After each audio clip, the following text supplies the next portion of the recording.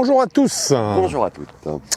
C'est le Golf Paris-Longchamp qui nous accueille aujourd'hui pour tester un nouvel hybride de la marque Ping. Le G430, mais dans sa version... Ah ben voilà, parce que j'allais dire, mais vous l'avez déjà fait l'hybride oui, G430. G430, mais là il s'agit de la version HL pour High Launch. Pour High Launch. Donc un hybride qui est supposé amener des hautes trajectoires de balles, Voilà. c'est ce qu'indiquent ces lettres HL, que nous allons tester immédiatement pour vous en dire tout ce que nous en pensons ensuite. A tout de suite.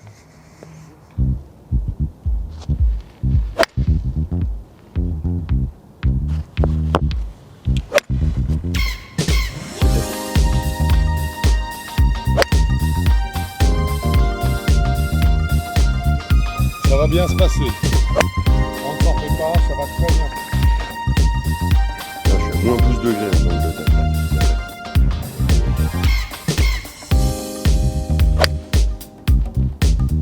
Ça y est, cet hybride G430 HL HL est testé et il n'a plus de secret pour nous. Pas beaucoup. Hein. Alors, nous sommes bien sûr dans une notation rapide, puisqu'il s'agit d'un hybride. Donc, une notation qui va s'effectuer autour de deux axes. Premièrement, ce sera les qualités mécaniques du club, qui seront notées sur 10. Puis ensuite, les qualités sensitives de cet hybride, qui seront notées sur 10. Le tout nous donnera un total sur 20, qui, espérons-le, sera le plus haut possible.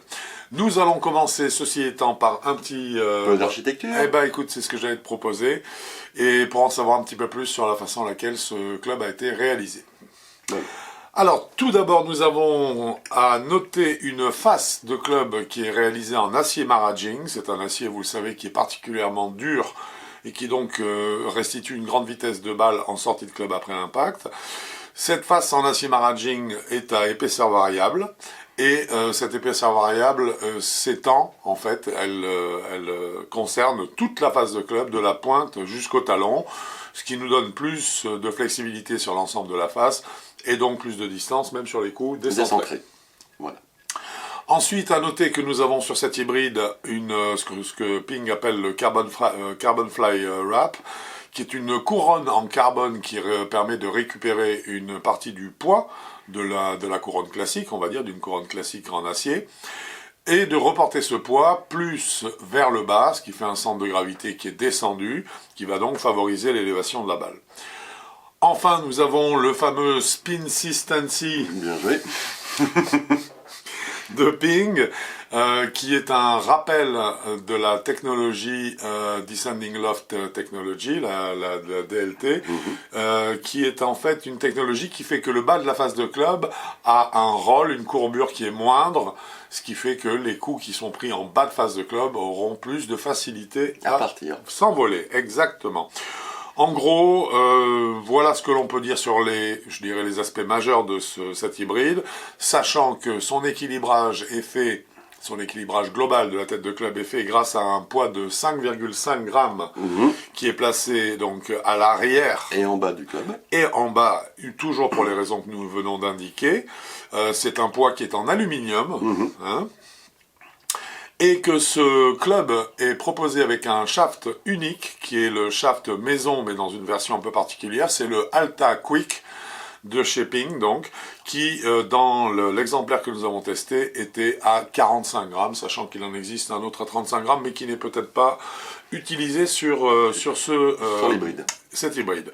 Le grip, quant à lui, est un grip Lamkin UTX Lite. Alors, on donne cette précision parce qu'en fait, c'est le package. Le package tel quel High Launch. Voilà, c'est comme ça que cet hybride High Launch est vendu.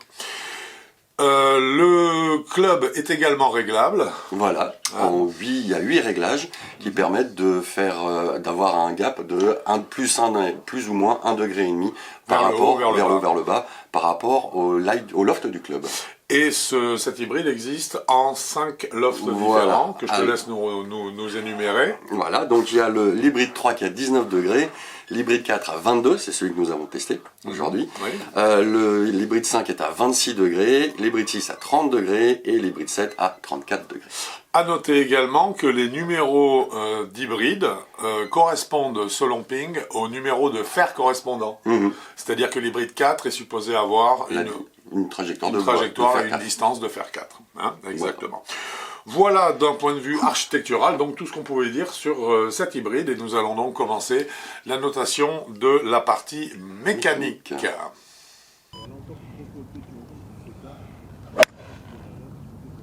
On va commencer par le classique, hein, la mécanique, matériaux. Comment tu l'as trouvé magnifique. Très beau, bien réalisé, ouais. très beau. Il y a rien qui dépasse, tout est super propre. C'est très bien aligné. Il n'y a rien qui choque. Et bien au contraire, c'est super agréable. Avec une cosmétique en plus qui est un peu plus agressive que les gammes précédentes, je trouve, et que j'aime bien. Ça donne un côté très sport, agréable, un peu plus sportif. Oui. Un peu plus sport à cette gamme G430 là. Oui. Et sur le modèle HL, c'est la même tête de club en fait. Hein, voilà, c'est que le poids qui change. Il n'y a que le poids. Ça passe de 12 grammes à 5,5 grammes, mais à part ce poids-là, au niveau de la tête, il n'y a que ça qui change. Ouais, c'est ça. Hein, donc on a la même esthétique qui est très agréable et on a un degré de finition qui est comparable.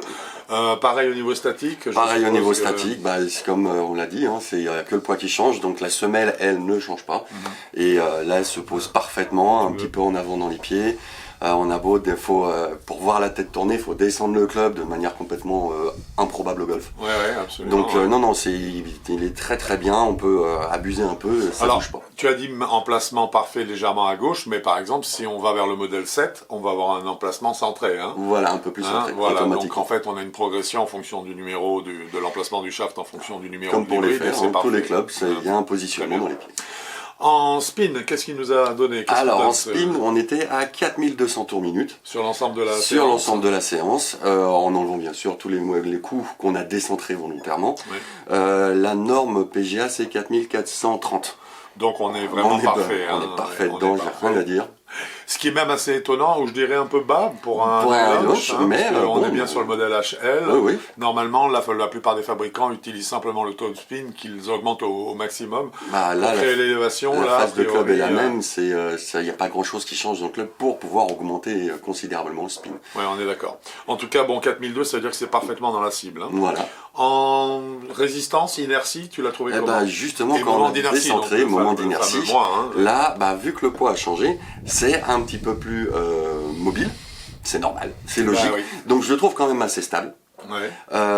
Mais c'est quand on descend, on commence à sentir une vibration qui n'est pas désagréable. C'est pas une châtaigne qu'on prend dans les coudes ou dans les dents. C'est juste une vibration, donc c'est plus une information qu'une punition. Ouais, très bien. Donc moi personnellement je trouve il y a moins de moments d'inertie, mais c'est pas désagréable. Oui, alors j'ai eu le même ressenti, hein, l'impression que parce qu'on a léger le club, hein, pour gagner de la vitesse potentielle, on va dire, et bien forcément ça se faisait au détriment du poids de tête, donc de la masse.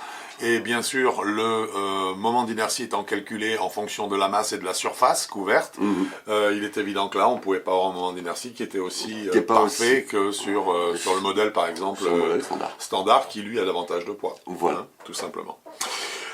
C'est très bien. Quelles sont les options qui sont proposées? Alors, on en a un peu parlé. On en a un peu parlé, mais justement, là, c'est pour le high launch, il faut alléger les shafts, alléger le grip. Ouais. Ils ont allégé la tête de club de 6 grammes et demi. Ouais. Donc c'est normal que pour ce club, pour le high launch, il n'y ait qu'un seul grip et qu'un seul shaft.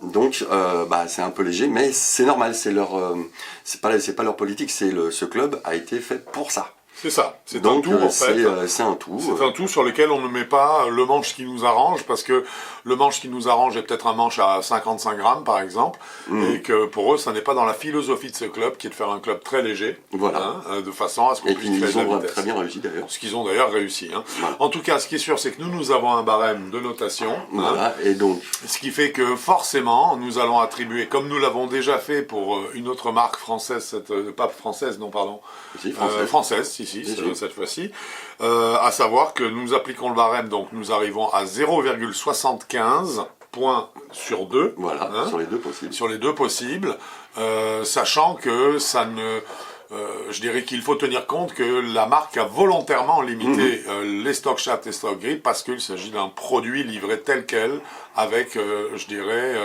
toutes les performances qu'il promet dans cette configuration-là. Voilà. Hein, donc voilà.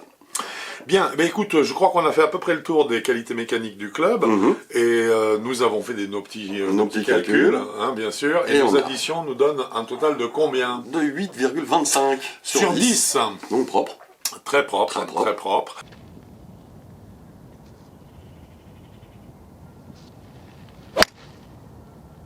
Cher Quentin, je te propose qu'on commence par un petit peu de trajectoire de balle. Bah oui, puisque ça c'est quand même important. Hein. C'est plus qu'important. Alors, on va parler de tolérance, on va parler de puissance, de smash factor, on va parler d'angle de décollage, d'apex. Voilà. On va parler de tout ça, donc c'est un chapitre très important, qui est d'ailleurs noté pour nous intérieurement pas mal. On lui donne plus de points que 2, hein, évidemment. Exactement. Donc, on va commencer par smash factor, c'était 1,43. Alors 1,43 par contre... difficile à faire monter. Hein. Et oui, alors, et la norme elle est à 1,46. Voilà, donc on était un peu en dessous de la norme. Un petit peu en dessous de la norme. On a eu, il se trouve que nous avons eu un témoin pendant cette séance de test, un spectateur en fait, qui est resté là nous regarder. Écoute, c'est dommage qu'on n'ait pas pris ses coordonnées parce qu'on aurait pu lui demander de témoigner de la difficulté qu'on a eu en fait à faire grimper ce Smash Factor. C'est un club qui est quand même très sensible à l'angle d'attaque, je trouve. Oui, très sensible à l'angle d'attaque et aussi, aussi la diminution du poids, je reviens encore dessus. Je pense qu'il y a ça aussi qui intervient pour diminuer le smash factor. Parce qu'en fait, nous sommes quand même 0,03 en dessous de la norme. C'était, quand on dit pas facile, c'est qu'on a lutté, on a fait une paquet de balles. Hein. Ah oui, énormément. Bon, écoute, ça c'est un élément malheureusement qui n'est pas au crédit du club, cette difficulté à faire grimper le smash factor. Ceci étant, on a eu quand même, d'une façon générale, des distances qui étaient très honnêtes. Qui étaient honnêtes, et puis surtout une tolérance qui était géniale. Et une tolérance qui était formidable. Là, j'avoue que même si le club pouvait avoir des vibrations quand on décentrait la balle partait. Et puis leur spin consistency, là, c'est ça, marche très bien. Ça marche très bien. Alors là, c'est nickel. C'est une évidence. Quand on rate la balle on lui monte une ou deux stries, la balle part quand même, c'est super agréable, c'est pas un gros topon. Personnellement, là-dessus, j'ai pas grand-chose à dire, à part bravo. C'est très efficace. Cette technologie fonctionne, elle amène vraiment ce qu'il faut lorsque la balle est prise dans cette partie basse du club. Voilà. Et ensuite, pour la trajectoire en elle-même, on va commencer par l'angle de décollage de 13 degrés. Alors 22. Pardon ? Pour un 22 degrés, on est... C'est ça. Voilà. Donc, alors, effectivement, on est dans des angles de décollage qui nous font penser un peu plus au driver qu'autre chose. Et puis après... ça se traduit par un apex qui était de combien ? 18 mètres. Voilà. Alors là, c'est quand même très faible. Là, c'était faible. Faible. Et puis on l'a vu tout de suite, de toute façon, les trajectoires étaient basses. Oui, alors particulièrement quand le club s'appelle HL. Ouais, ça c'était... Puisque là, en fait, on a eu des trajectoires, des hauteurs de trajectoires qui s'apparentaient davantage à des trajectoires standard basses. Standard, très basse même. Voilà, puisqu'on est quand même à 18 mètres d'apex, c'est quand même faible. Et puis surtout qu'on avait une vitesse, on était entre 65, 70... et 80 miles. Oui, tout donc, à fait. Pour moi, c'était justement la bonne vitesse pour ce club. En tout cas, pour dans cette configuration-là, c'est vraiment, le shaft délivre vraiment ses capacités. C'est en dessous de 75 miles. Voilà, c'est en dessous de 75 miles, ça y a pas de souci.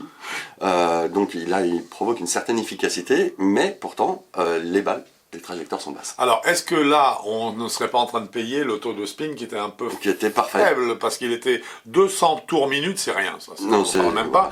200 tours minute en dessous de la norme PGA. Ça veut dire qu'il était un peu faible, mais sur une norme PGA où les balles sont beaucoup plus basses. Où les balles sont plus basses. Donc là, en fait, on a quand même été surpris par l'appellation HL, qui ne correspondait pas vraiment à ce qu'on a ressenti. Puisqu'en fait, on a trouvé que la hauteur de balle proposée était simplement une hauteur standard moins. Voilà. En maniabilité de club, maintenant, qu'est-ce que tu en dirais ? Magnifique.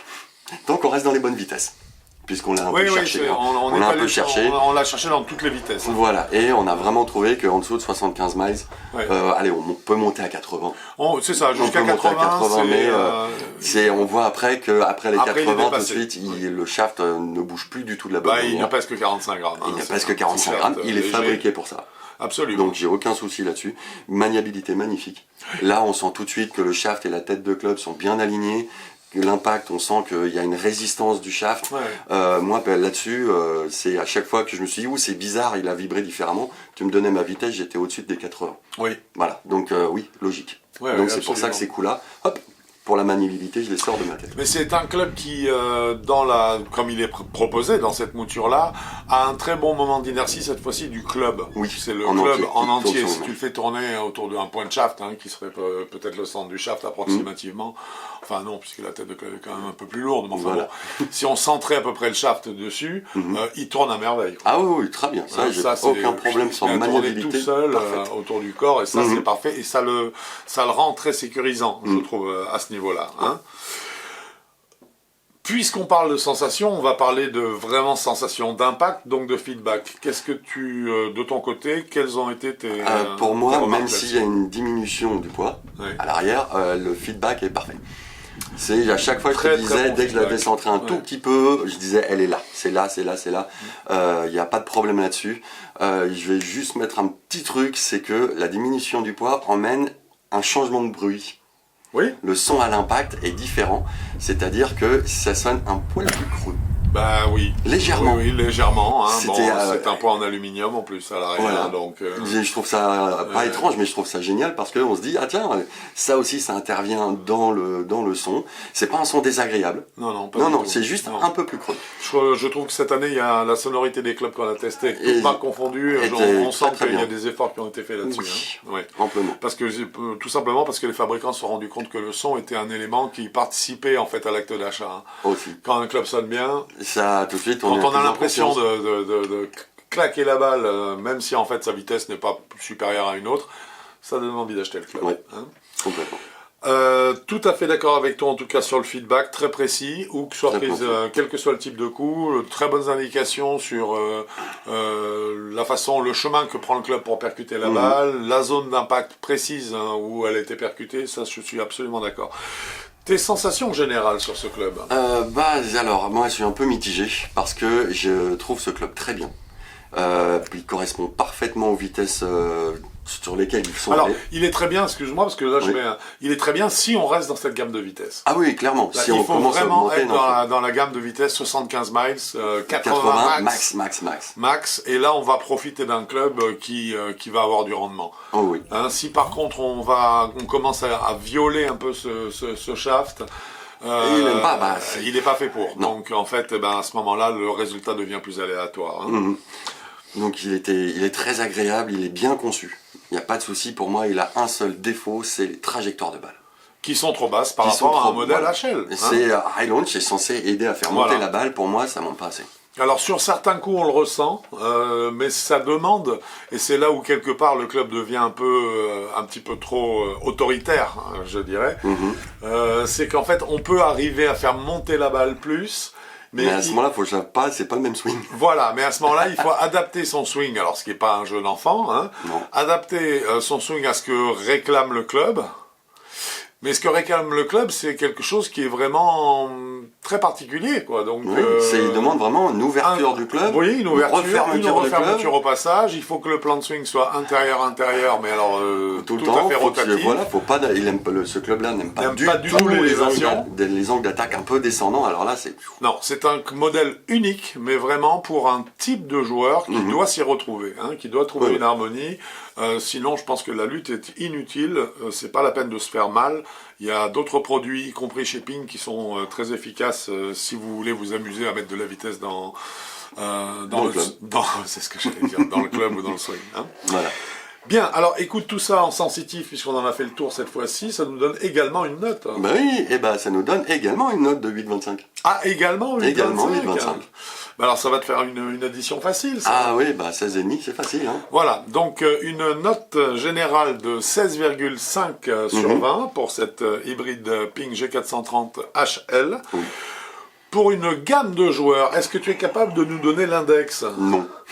Alors parce que c'est un club qui ne se choisit pas en fonction de son index, c'est un club qui se choisit en fonction de sa vitesse uniquement. De sa vitesse. Donc si vous êtes en vitesse de swing hybride, pour un hybride aux alentours max de 75, 80 à tout casser miles par heure, Eh bien écoutez, essayez-le. Si votre swing se met en ligne avec ce club, je suis certain que ce sera exactement. Si vous aimez les balles un petit peu appuyées et je dirais perforantes. Ah oui, parce que elles sont bien, hein, ça avance. Oui, ça c'est ça, il n'y a pas photo. Eh bien, il ne reste plus qu'à connaître son prix. Voilà, le prix est de 365 €, prix catalogue. Prix catalogue, c'est parfait. Bien, eh bien écoutez, ce test est dorénavant terminé. Nous espérons qu'il vous aura plu, bien sûr. Mon cher Quentin, on se retrouve bientôt sur un parcours de golf. Dès qu'il fait beau. Mais sinon, il fait beau, il fait juste un peu froid. Voilà, sinon c'est sur eligolf.com. Exact. Bon golf à vous. Au revoir.